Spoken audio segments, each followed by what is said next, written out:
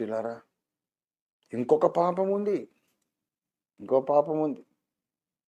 అదేంటంటే, నేనింకా ఎదగాలి, నేను నేర్చుకోవాలి, నాకింకా సత్య ప్రత్యక్షత రావాలి, నేను తెలుసుకున్నది చాలదు, నేను ఎరిగినది చాలదు,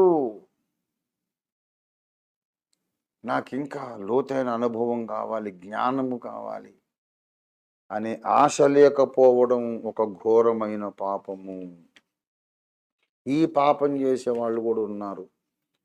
దయచేసి సామెతల గ్రంథము మొదటి అధ్యాయం, సామెతల గ్రంథము మొదటి అధ్యాయం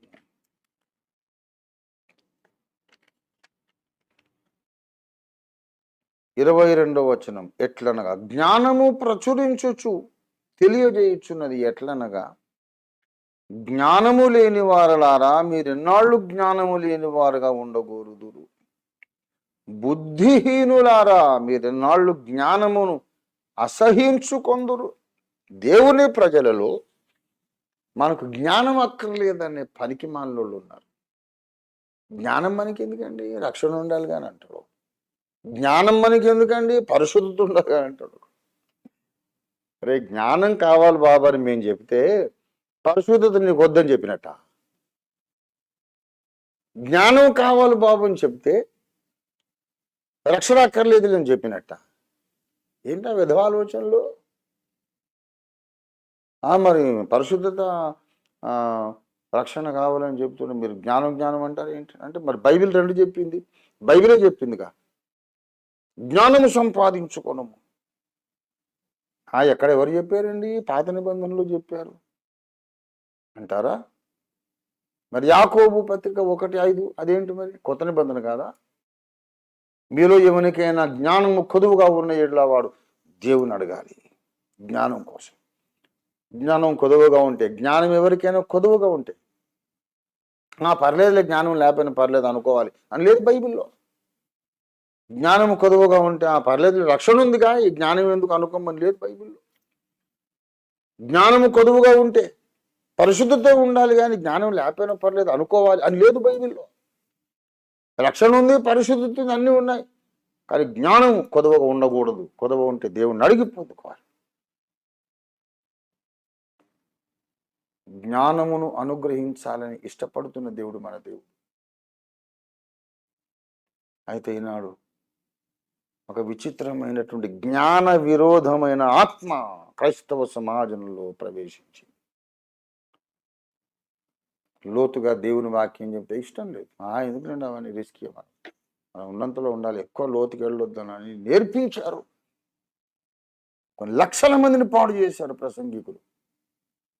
మనం లిమిట్లో ఉండాలి సార్, అన్ని లోపలికి వెళ్ళొద్దు, లోతుకి పోతే చెడిపోతాం. బైబిల్ ఎక్కువ చదవద్దట, భక్తుల గ్రంథాలు చదవద్దట, నూతిలో కప్పలాగా ఉండాలి కానీ బయట వాళ్ళు చెప్పేది వినొద్దట. ఇట్లాంటి వాళ్ళు చాలామంది బయలుదేరారు. జ్ఞానాన్ని అసహించుకునే ఈ బోధకులు జ్ఞానం అంటే ఇష్టం లేని సమాజాన్ని తయారు చేశారు. జ్ఞానం అంటే ఇష్టం లేని సమాజాన్ని వీళ్ళు తయారు చేశారు కనుక ఫైనల్ అవుట్కమ్ ఏంటో తెలుసా? యెషయా గ్రంథం 5వ అధ్యాయం 13వ వచనం ప్రకారం, యెషయా 5:13, కావున నా ప్రజలు జ్ఞానము లేకయే చెరపట్టబడి పోవచ్చున్నారు అని దేవుడు బాధపడుతున్నాడు. నా ప్రజలు జ్ఞానము లేకయే చెరపట్టబడిపోవచ్చున్నారు. యెషయా మాత్రమే కాదు, యెషయా సమకాలీనుడైనటువంటి హోషేయ ప్రవక్త కూడా దయచేసి ఇదే విషయాన్ని ప్రవచించాడు. హోషేయ 4వ అధ్యాయం 6వ వచనం. ఇద్దరు, ఉజ్జియా, యోతాము, ఆహాజు, హిజ్కియా, అదే యూదారాజుల కాలంలో ఇద్దరు ప్రవచించారు. యెషయా, హోషేయ కూడా. యెషయా 5:13 దేవుని బాధను యెషయా ఏ రీతిగా వ్యక్తపరిచాడో సేమ్ అలాగే హోషేయ 4:6లో హోషేయ ప్రవక్త కూడా అదే మాట చెబుతున్నాడు. నా జనులు జ్ఞానము లేని వారై నశించుచున్నారు. నీవు జ్ఞానమును విసర్జించుచున్నావు. చాలా సంఘాల్లో కొంతవరకు వెళ్తుంది బోధ. నువ్వు నూతనంగా తిరిగి పుట్టాలి అని చెప్తారా, అక్కడ బ్రేక్, ఇంకా ముందుకెళ్ళడు. తిరిగి పుట్టాను సార్, తర్వాత ఏం చేయాలి? ఏం లేదు, అంతే. రక్షణ కాపాడుకోవటం, లోకానికి దూరంగా ఉండాలంతే.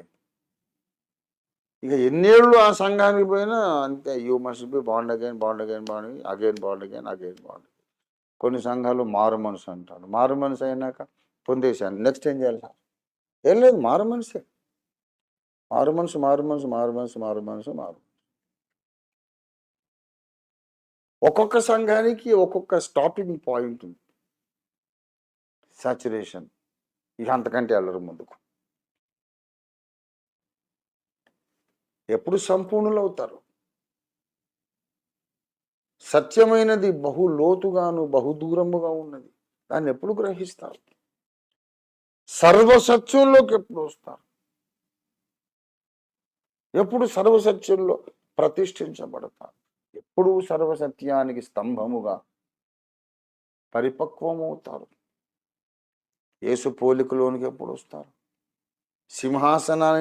సింహాసనాన్ని ఎక్కడానికి సింహాసన యోగ్యులు ఎప్పుడు అవుతారు?